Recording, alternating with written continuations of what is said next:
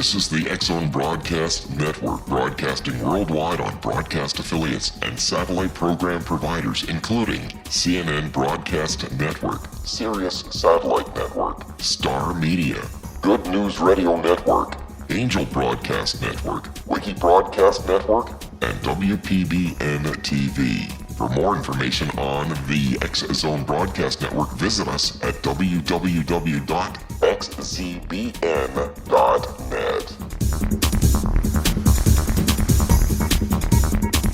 And welcome to the X-Zone, everyone. My name is Rob McConnell, and for the next 4 hours, I'm your host and your guide as together we cross the time-space continuum to this place that I call the X-Zone.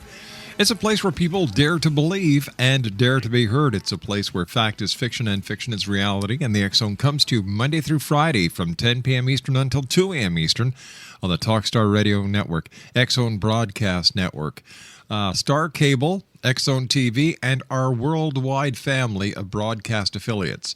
If you'd like to give us a call toll-free worldwide, 1-800-610-7035. Email xzone@xzoneradiotv.com. On MSN Messenger, xzoneradiotv at hotmail.com, and our website, www.xzoneradiotv.com.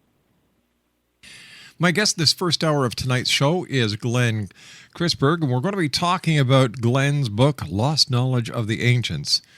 Glen is the editor and the author of the month page at grahamhancock.com, is a radio frequency engineer, writer, researcher, and licensed outdoor guide, and currently serves as the vice president of the New England Antiquities Research Association. The author of numerous articles and papers, including Lithic Mysteries of the Northeast. He is the founder and editor of the alternative science and history website, ashnews.org. He lives in Woodstock, New York, with his wife and 2 children, and we're going to be talking about Lost Knowledge of the Ancients and Glen Kreisberg. Welcome to the X-Zone. Thanks, Rob. Thanks for having me. Tell me, Glen, where did your interest in the lost knowledge of the ancients come from? Well, it probably goes back to when I had a job as a teenager in an antiquarian bookstore in upstate New York, in the hometown where I lived and grew up, Woodstock, New York. A small town that everybody's heard of. Mm-hmm. So, working in this bookstore as a teen, I read a lot of books on ancient history, antiquarian books, books on Celtic mythology and antiquarian topics, Arthurian legend and the likes. And that's where my history, my background in ancient knowledge really began. Coming up through more recent history, I got involved with Graham Hancock and his website 4 or 5 years ago. Right. Actually, meeting Graham at a conference that he was participating in out on the West Coast. This is the CPAC conference, the Conference on Procession and Ancient Knowledge, which takes place each year on the West Coast. And I was reading Graham's book, Underworld, and had made some observations about some of the temples on Malta, and I had pointed these out to him, and he thought that I was onto something and asked me to write a paper for his forum on his website, and I did, and it was subsequently published in Atlantis Rising magazine a few years later. And this was my article on electromagnetism and the ancients, which is included in this anthology. So he kind of inspired me to go a little further in this field. All right, you and I have to take our first commercial break. You will be back in 2 minutes' time, so don't go anywhere, Glen. Exonation, Glen Kreisberg is our special guest. Here's the website, www.ashnews.org, and we're talking about this hour in the X-Zone, something very interesting and that a lot of people love talking about, lost knowledge of the ancients. Once again, www.ashnews.org, and the name of Glen's book is Lost Knowledge of the Ancients. My name is Rob McConnell. This is the X-Zone, a place where people dare to believe and dare to be heard, and Glen and I will be back on the other side of this 2-minute commercial break as we continue right here from our studios in beautiful Hamilton, Ontario, Canada. Don't forget our website, www.xzoneradiotv.com, and always send your email to xzone@xzoneradiotv.com. Don't go away. Back in 2 minutes. This is the X-Zone Broadcast Network, broadcasting worldwide on broadcast affiliates and satellite program providers, including CNN Broadcast Network, Sirius Satellite Network, Star Media, Good News Radio Network, Angel Broadcast Network, Wiki Broadcast Network, and WPBN TV. For more information on the X-Zone Broadcast Network, visit us at www.xzbn.net.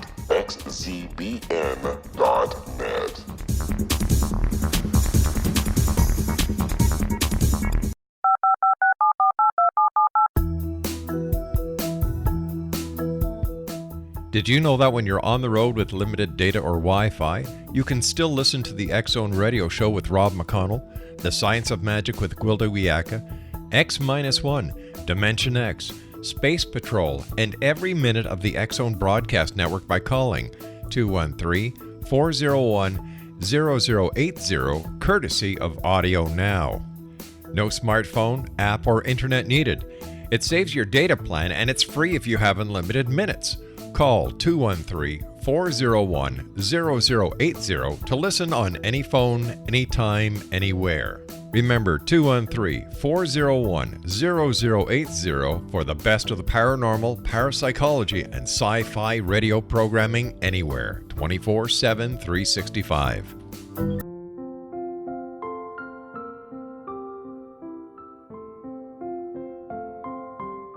I am Dr. Carl O'Helvey, founder, president of a new cancer foundation focusing on evidence-based physical, mental, and spiritual interventions, including natural cancer cures, prayer, meditation, affirmations, nutrition, and other related holistic cancer prevention and cure modalities. These are used in cancer education, research, and financing care. I ask for your help to continue this important work by donating at www.holisticcancerfoundation.com.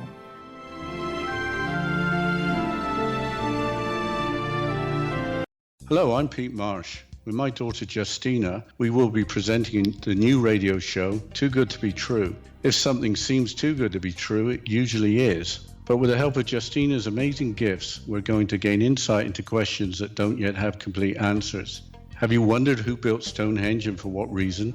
Why are crop circles found in the same region as Stonehenge and elsewhere? Are crop circles a hoax, or are they created with technologies that we have little knowledge of? Who built the pyramids in Egypt and also in other countries? How and why were they built? Was the Titanic switched with the Britannic as part of a gigantic insurance fraud, or for more insidious reasons? What caused the Tunguska event when trees were flattened over an 800 square mile area in Siberia? Will the new insights be too good to be true? Well, that will depend on what you are prepared to believe. Please join us as we start on this journey together.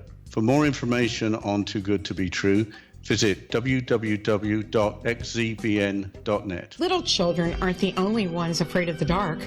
Millions of soldiers return from war zones with PTSD, anger, frustration, fear, and loneliness, much of which surfaces during the darkness of the night. You have the chance to change the lives of these American heroes. Songs and Stories for Soldiers.us provides free MP3 players for these men and women.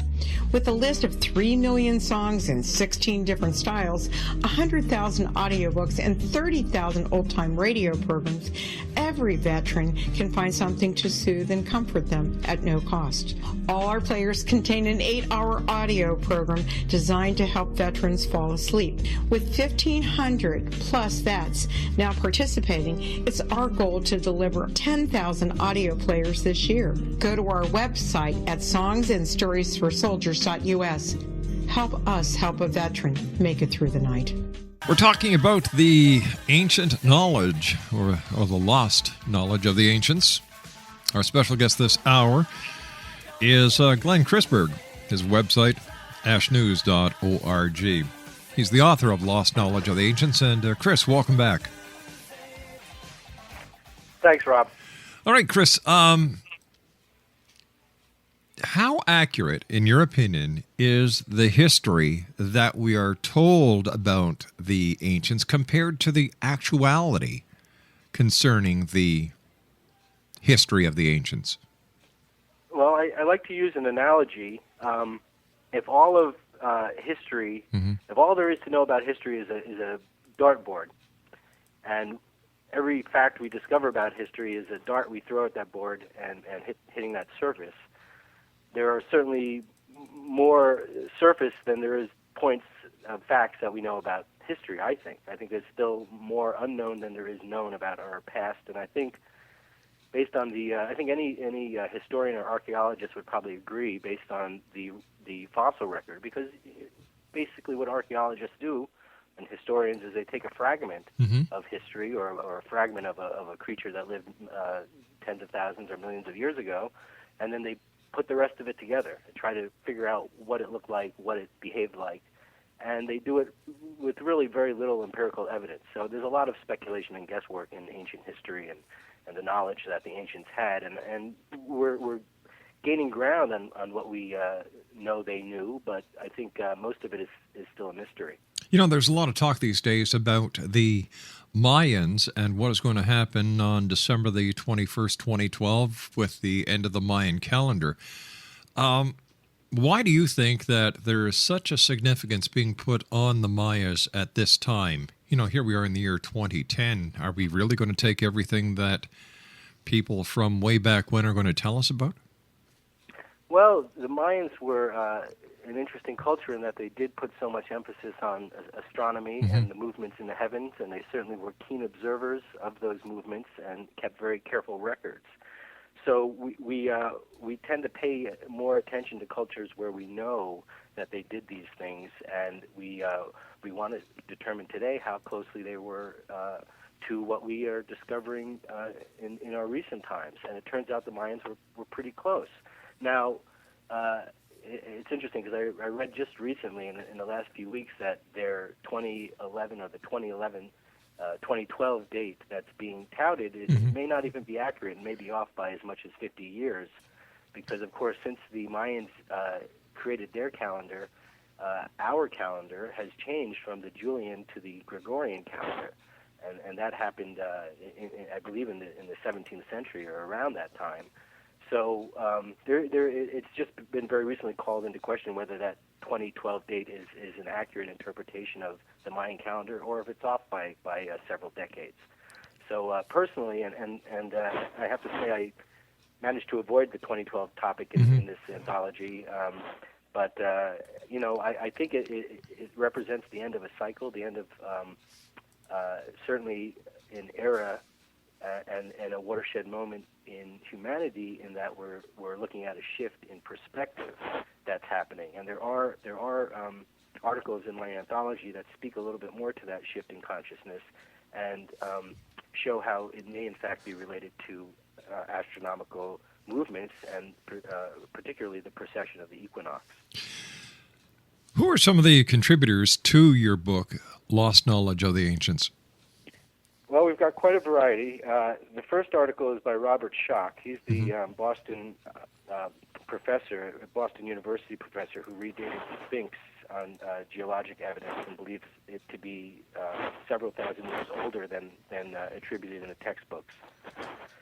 So he used modern science, modern geological survey to look at the Sphinx enclosure, and he determined simply and objectively that it was created in a period of great rainfall. And we know that when the Great Pyramids were built, and of course the Sphinx in traditional textbooks is attributed to having been built at the same time as the Great Pyramids, about 5,000 years ago, yet that was a very dry period in Egyptian history. You have to go back a few thousand years prior to that before you get the kind of rainfall that was taking place that the geology of the Sphinx enclosure indicates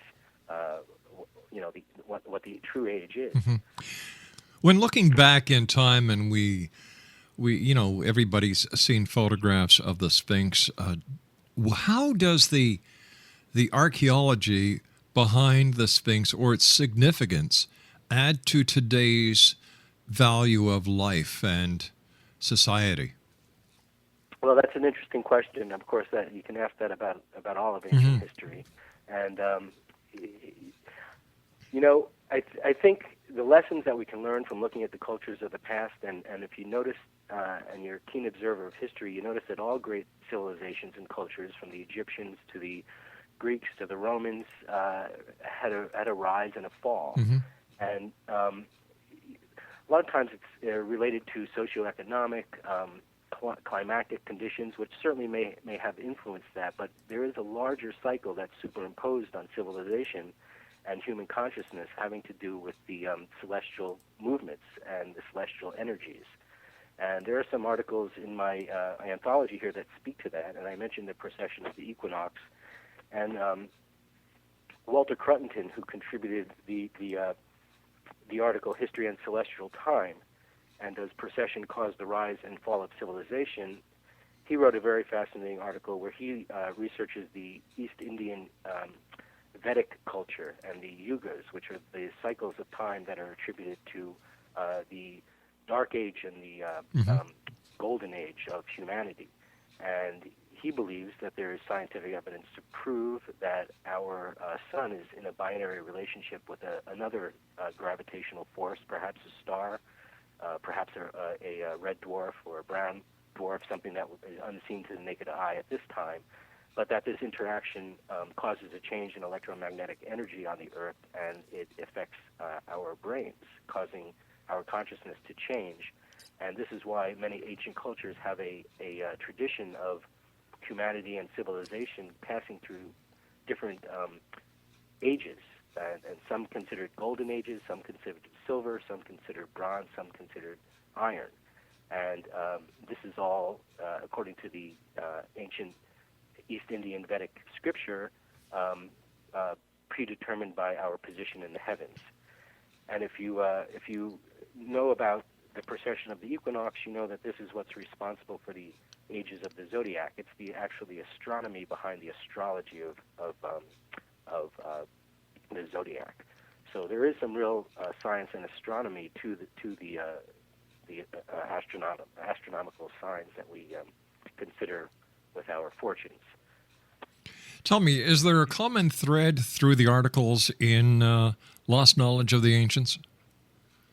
I would say the common thread would be the vast cycles of time that are superimposed on human existence, and how they affect us, and how they have played into the major events that in the watershed moments in human history.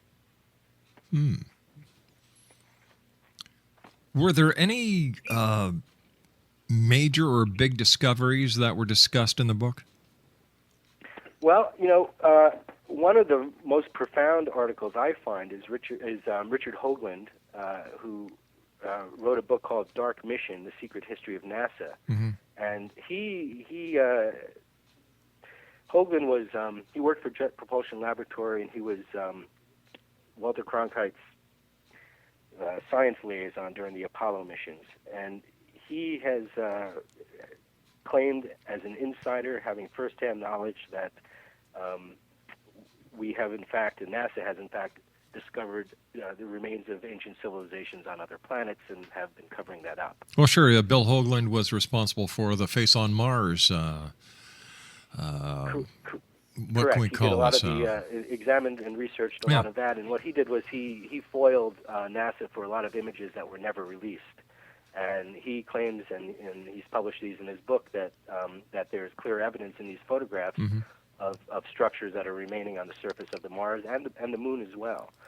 Now, a lot of people might think this is kind of crackpot kind of stuff, and Hoagland, there's been attempts to marginalize him, but I've met him and I've talked to him, and he's a credible character. There's no question in my mind.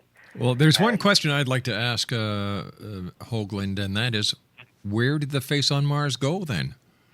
Because according to NASA photos that have been taken by recent missions, there is no face on Mars, and they explain it as basically an optical illusion.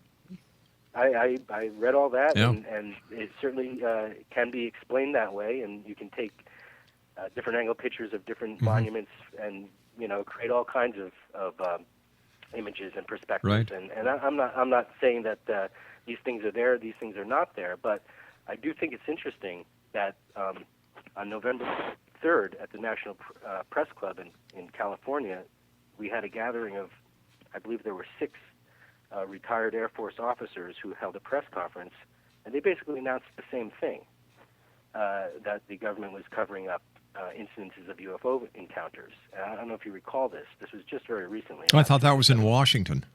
No, that was in California at the National Press Club, and that press conference put some nuclear facility commanders, now retired, front and center, who were all claiming independently that they had UFO encounters while in command of these nuclear facilities, reported them to their superiors, and were told not to talk about it. And this is during the 60s and 70s and 80s. And again, these guys are pretty credible witnesses, very respectable military officers who were just, they weren't saying what they believed this were. They were just describing incidences that occurred and relating facts. And they said that when these incidences occurred, their missile bases went down and they would not be able to have fired their missiles. All right, Glenn, stand by. You and I have to take our news break. We'll be back after the news. X-Zone Nation. Glen Kreisberg is our special guest. www.ashnews.org. And we're talking about the lost knowledge of the ancients. My name is Rob McConnell. This is the X-Zone, a place where people dare to believe, dare to be heard. And Glenn and I will be back on the other side of this break as we continue from our studios in Hamilton, Ontario, Canada. Don't go away.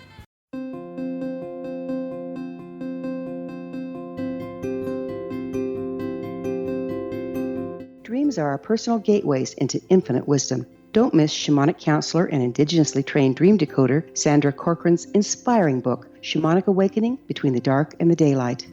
This remarkable work chronicles Sandra's 35 years of experience with diverse wisdom keepers and her initiations throughout the Americas and across the British Isles, Turkey, Greece, and Egypt. Sandy's knowledge of symbology, psychology, and myth influence her dream blog and workshops. Sandy offers private tarot readings, international journeys, a meditative CD, as well as her book, Shamanic Awakening, to encourage you as you navigate this earth walk, creating a deeper connection to yourself and all that is. Find this and more at Sandy's website, starwalkervisions.com.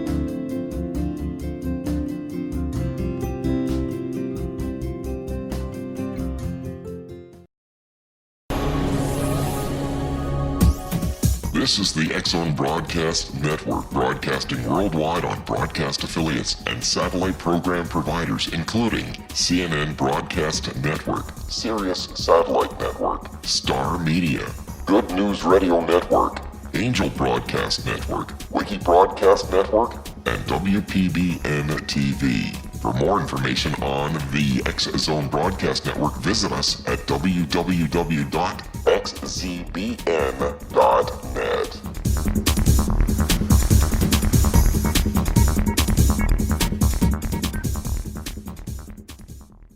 How would you like to be able to read other people's minds? Well, the next best thing is here. When you know how to read a person's name, you know how the person thinks, feels, and behaves. Each letter in our name holds a key to unlock our true essence. Our name contains both our gifts and challenges in this lifetime. Mnemology science discovers personality secrets hidden in the placement of the letters of our names, including the first and last impression people remember about us. Sharon shows us how to interpret the arrangement of letters as outlined in her book, Know the Name, Know the Person. Sharon Lynn Wyeth created mnemology science after 18 years of research and testing her theories, and has supported thousands of people around the world in understanding themselves and others better. You'll enjoy Sharon's unique teachings as she shares her system to learn the gifts behind your given birth name. Even if you don't like your birth name, there are jewels in this book.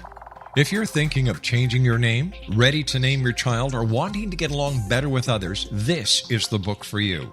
If you'd like to improve your relationships and change your life for the better, get the book today, Know the Name, Know the Person, or visit www.knowthename.com. That's www.knowthename.com.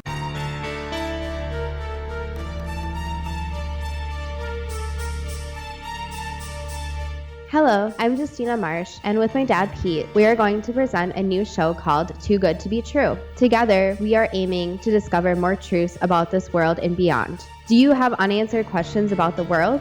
Do you ever wonder about aliens, conspiracy theories, or the universe? There are many shows discussing subjects such as pyramids or UFOs, but we want to relay this information based on our own research, including from spiritual means. Hopefully, listeners will be helped with their own beliefs and will appreciate the psychic insights that add to the previous research and information. We both look forward to sharing this insight and beginning this journey with our listeners. Visit xzbn.net for more information about when to listen.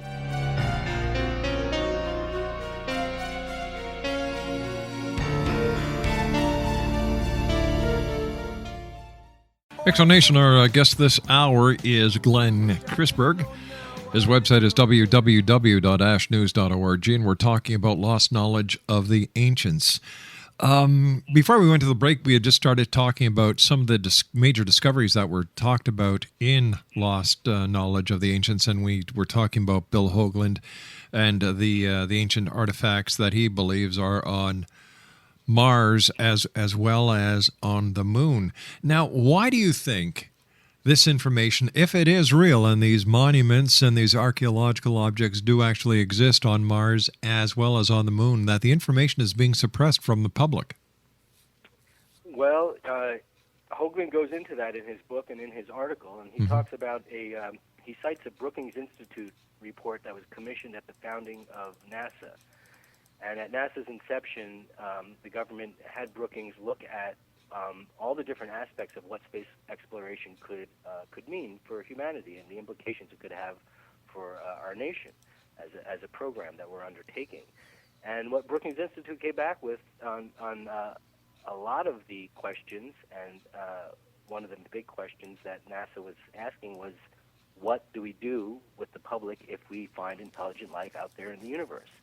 And the answer from Brookings was, keep it a national secret. Do not share that information. It could destabilize society. So basically the government decided we're not ready for this information and has been keeping it from us.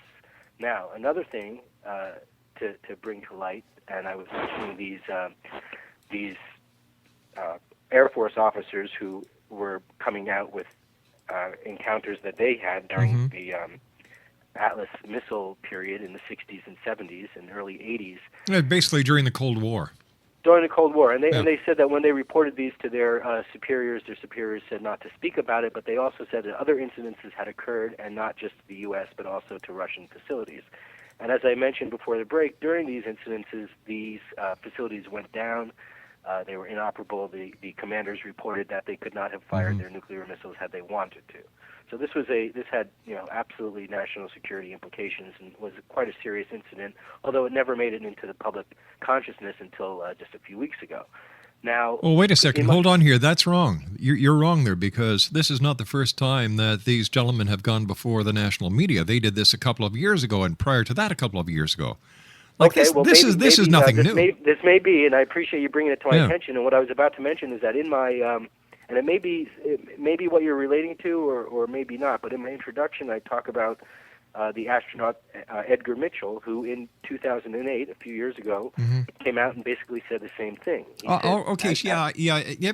Everybody's well aware of Edgar Mitchell and his claims and his Noetic Institute and his connection with the higher consciousness. But how come other astronauts who have been on the moon, who have circled the moon, why is there only a very, very, very, very small number of these people who are making these claims? That's an interesting point, and let me ask you something, Rob. Sure. Have you ever seen who might be the biggest national hero this country has? He's alive today. He's living, and he probably has a lot to say on this, but this guy never talks. Who am I talking about? Well, you're talking about Neil Armstrong. Absolutely. Yeah. He alludes to things. Every once in a while he'll make a public appearance and he'll talk, and he'll cryptically refer to someday in the future we will know something that we don't know now, but he doesn't say what it is. But that's very vague, because you and I can make the same statement with different implications because of our... But we're not Neil Armstrong. We're not the first man to walk on the moon. And why wouldn't he be out there, debunking this stuff if it's such nonsense? Well, if Edgar Mitchell comes out... when NASA issued a statement in reply to Edgar Mitchell, they said he's a true American hero, but we disagree with his opinion. Edgar Mitchell did not state an opinion. He said he had inside, first-hand information from working with NASA that the Roswell incident was something that actually happened and was being covered up. So now we can either dismiss that as being crackpot, or we can say there's something here that's credible, though we can't confirm it. All right, now hold on here. We're talking, you've kind of lost me. How did we get from the moon to Roswell, New Mexico? Well, I started talking about Edgar Mitchell, who I mentioned in my introduction, as having also come out and mentioned that we are currently in contact with extraterrestrials, but that the government is covering that up. All right, now let me ask. You're right. Something that's not new. It's been said for many years. I feel incrementally we're being prepared for this. All right, let me ask you this. If this was in fact a fact that there was or that there is lost archaeology or hidden information or suppressed information about what is on Mars as well as on the moon, other countries besides the United States of America have had the ability to, look at Russia. They went to the moon first. If this information is true, don't you think that Russia would love to use this information to show the American people that their government cannot be trusted? No, they'd have to say the same thing about themselves. If they had this information and how do we know this? How do we know this for a fact that they have this information? Like we're just getting this. We don't. We're speculating here, Rob. You know that as well as I do. But the facts are coming out slowly. I mean, you can't deny when an astronaut who walked on the moon is telling you something like that. I mean, you can't just dismiss it. Why not? I mean, well, apparently you can, because none of this stuff ever gets any traction in the real media.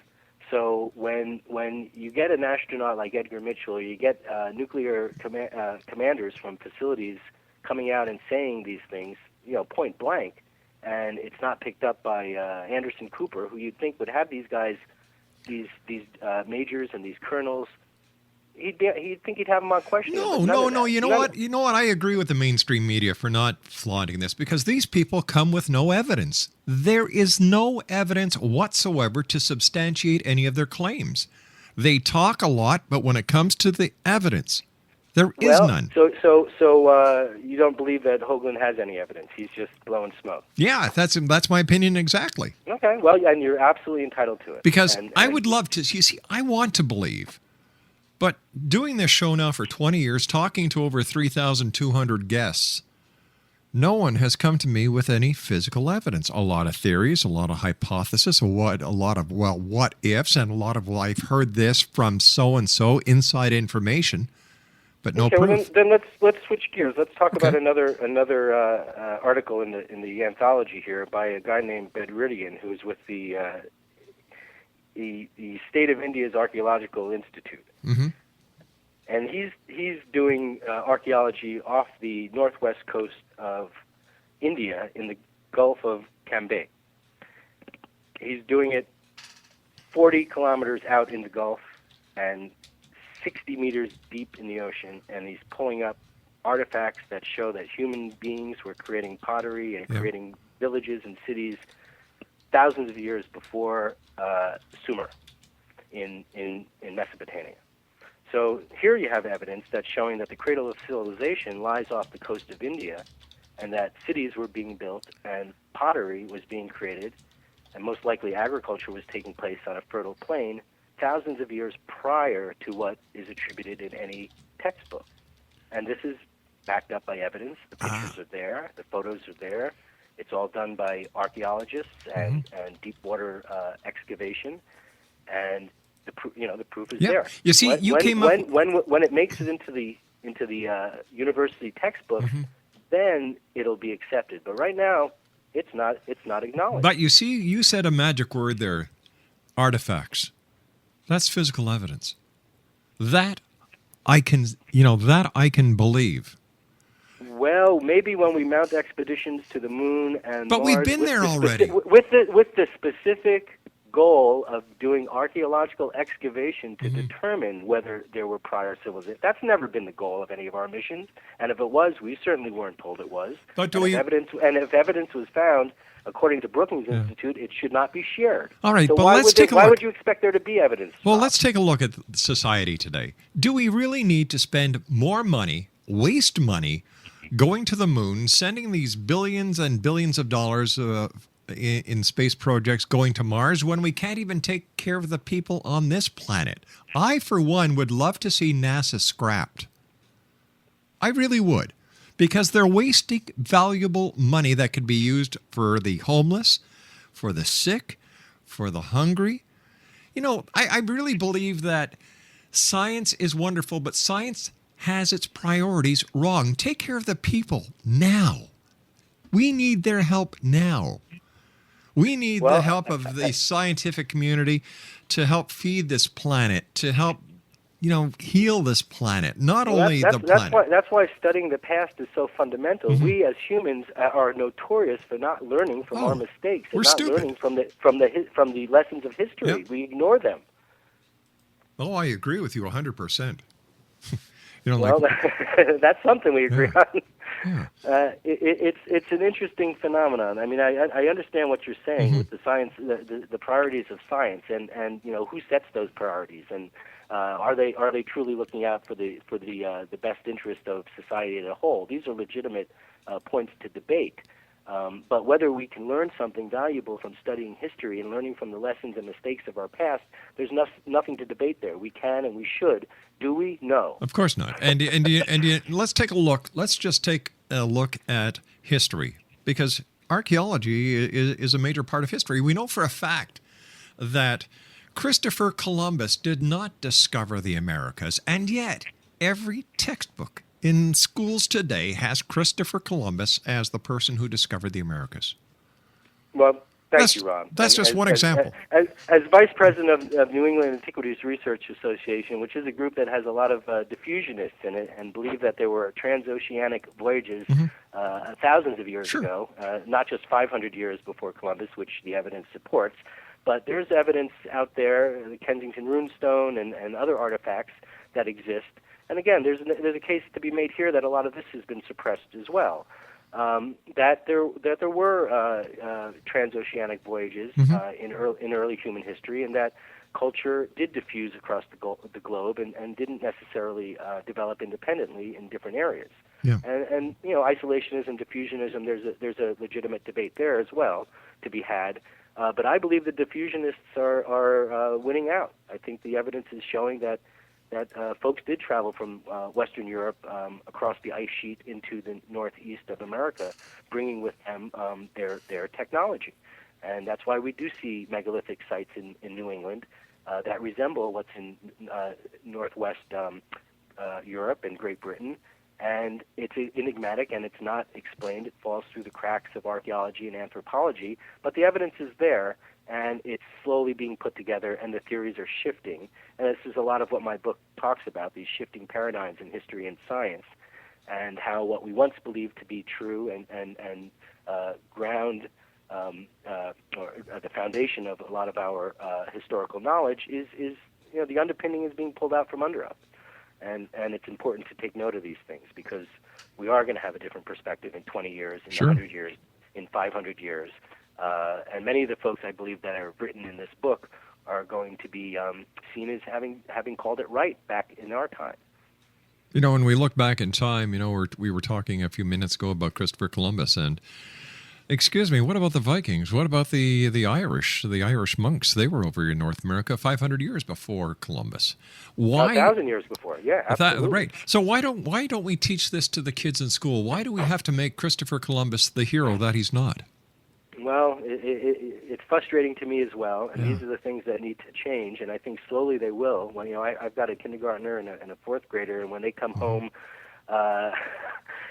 Columbus Day, and they've got all this stuff on Columbus, I try to set them straight, and I say, well, he did take part in the voyage of discovery, but others did, and well before him, and discovered the things that he discovered before him, and landed on our continent, not an island in the Caribbean, but on our continent proper, 500 and perhaps 1,000 years, and I personally believe a few thousand years prior to Columbus. So it is frustrating, and there's a lot of there's a political aspect to it that keeps Columbus Day and the image of Columbus as pristine as it is. But I think people who study the subject know a little bit more about what the truth is. You and I have to take our final break, Glen. Please stand by. It's a great pleasure talking to you. Exonation Glen Kreisberg is our special guest. We're talking about lost knowledge of the ancients. His website, www.ashnews.org. We'll be back on the other side of this commercial break as we continue from our studios in Hamilton, Ontario, Canada. Don't forget Exonation. The X-Chronicles newspaper for November is coming out on the 25th of this month. If you'd like to get a copy of the paper, go to www.xchronicles-newspaper.com/request.htm. Fill out the form that's there, and we'll make sure that you start getting your very own copy of the X-Chronicles newspaper with our compliments and the compliments of our many advertisers. My name is Rob McConnell. This is the X-Zone. Don't go away. We'll be back after the short break. Hi everyone, Rob McConnell here, and I wanted to spend a moment on internet streaming. Everybody has heard about internet streaming, but not many know much about it. Did you know the internet streams just about everything? Movies. From new releases to old classics. TV shows. Almost every show, every episode, and much more. But the question has always been, how do you do it? Well now, thanks to the folks at 123 Ready TV, I have the answer for you. They have developed a simple program app, 123 Ready TV, that you install on your Windows PC, Android smartphone, or Android tablet that can have you streaming like a pro in less than 5 minutes. You truly won't believe how much is available or how easy it is to do until you try. And for a one-time cost of only $19.99, this product is a real winner. To learn more about 123 Ready TV, visit our website at www.xzbn.net. This is the X-Zone Broadcast Network, broadcasting worldwide on broadcast affiliates and satellite program providers, including CNN Broadcast Network, Sirius Satellite Network, Star Media, Good News Radio Network, Angel Broadcast Network, Wiki Broadcast Network, and WPBN TV. For more information on the X-Zone Broadcast Network, visit us at www.xzbn.net.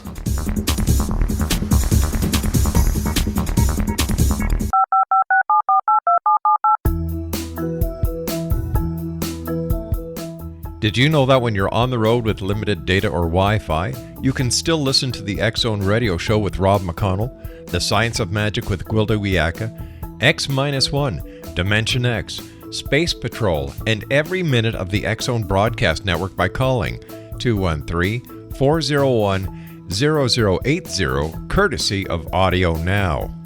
No smartphone, app, or internet needed. It saves your data plan and it's free if you have unlimited minutes.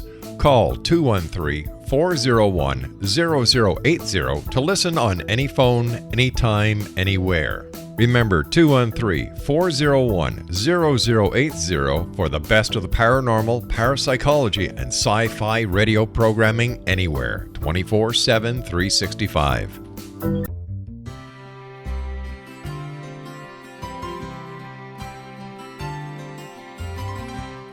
True healing must address 4 levels: physical, emotional, mental, and spiritual, for us to live joyful and productive lives.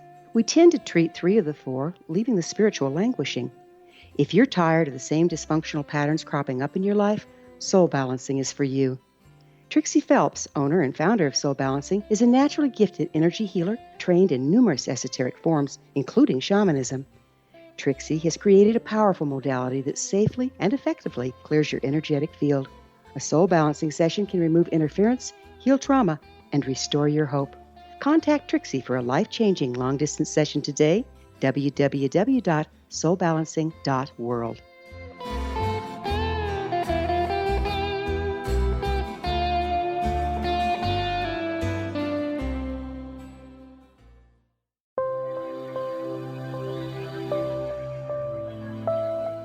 There's a legend shared by many indigenous cultures of a time when the nations were cast to the 4 corners of the world. Each nation was given a body of sacred knowledge that held a different portion of the truth to preserve. True reality could not be known until all the nations reunited, combining the information. If a single one was missing, the world could not be reborn and darkness would prevail. The Science of Magic Radio is dedicated to reuniting the sacred knowledge. With the understanding, none of us has all the answers, but together we can open new perceptions and possibilities. Through our combined vision, the world can be reborn into a place where darkness no longer prevails. Join me, Gwilda Wiyaka, and the Science of Magic daily on the X Zone Broadcast Network, xzbn.net, or visit us at thescienceofmagic.net.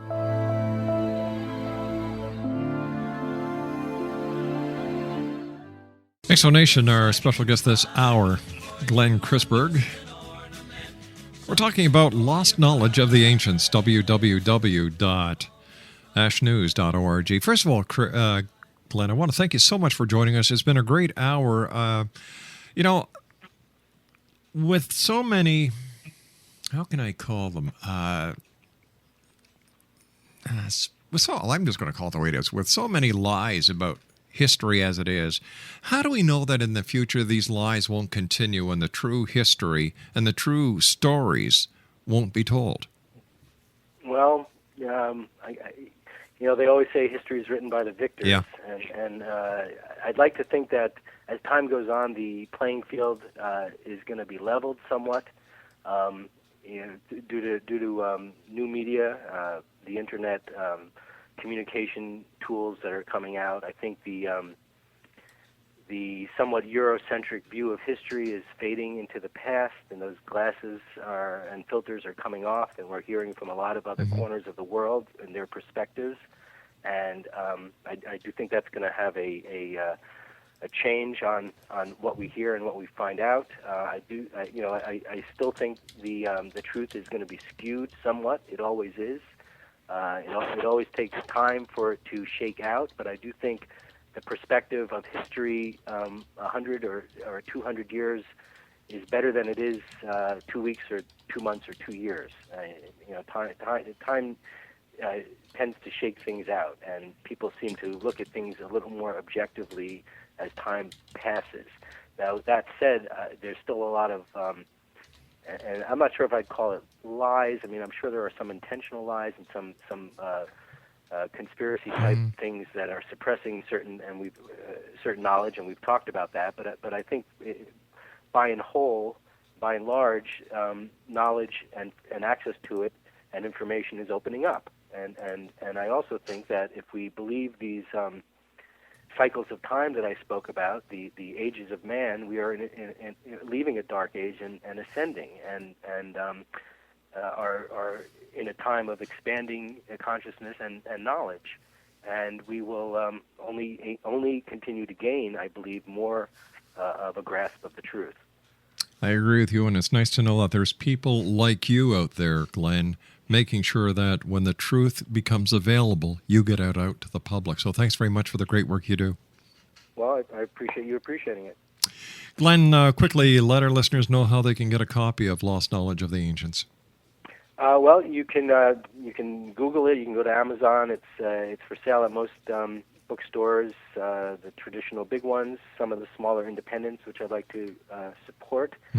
I'll be actually giving a signing and a reading at Market Block Books in Troy, New York. It's right next to the Rensselaer Polytechnic Institute. That'll be this Friday at 7 p.m. And so you can go to my website, which you mentioned, ashnews.org. It's prominently displayed front and center there. You can get information on the book and the editor and the contributors and all that good stuff. All right, Glen, thanks very much for joining us. Continued success, and I look forward to the next time you and I meet here in the X Zone. Thanks, Rob. Thanks for having me. You take care of yourself, and I'd also like to thank the good people at Inner Traditions for helping make this interview possible. I'll be back on the other side of the news at 6.5 minutes past as the X Zone continues from our studios in Hamilton, Ontario, Canada. My name is Rob McConnell. This is the X Zone. Don't go away.